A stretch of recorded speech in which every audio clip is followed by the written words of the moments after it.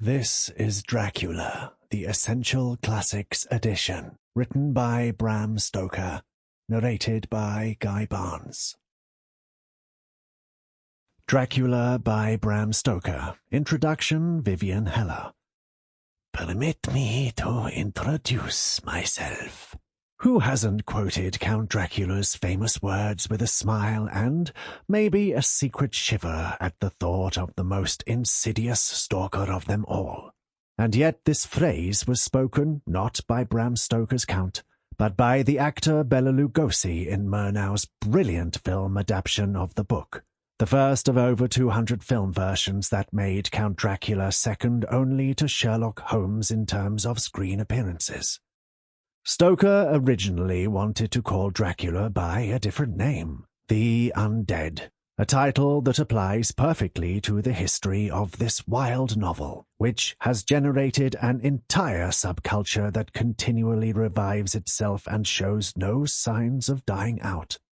Inspired by John Polidori's The Vampire, 1819, and Sheridan Le Fanu's Camilla, 1871, this Gothic horror novel is quintessentially Victorian, with its virtuous females falling prey to a metaphysically savage Romanian, and its British gentlemen working furiously to conquer what is feared as a disease that will spread through Western Europe.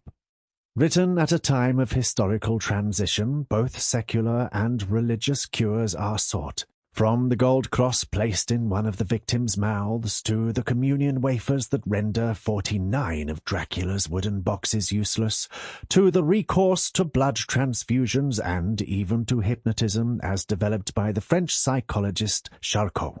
But it is also a strangely modern text, or, in the words of critic Jennifer Wick, it refracts hysterical images of modernity. Realism and fantasy, folklore and science are held together here.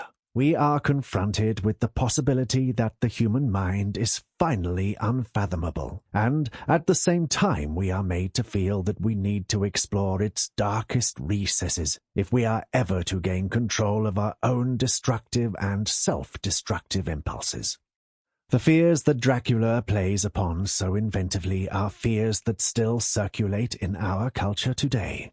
The fear of the outsider, who comes to poison the enlightened West. The fear of contamination as a result of wanton sex that creates a culture of sex addicts. The fear of being lured into a dehumanized state that is only a step away from depravity. The fear of becoming slaves to our own appetites in our...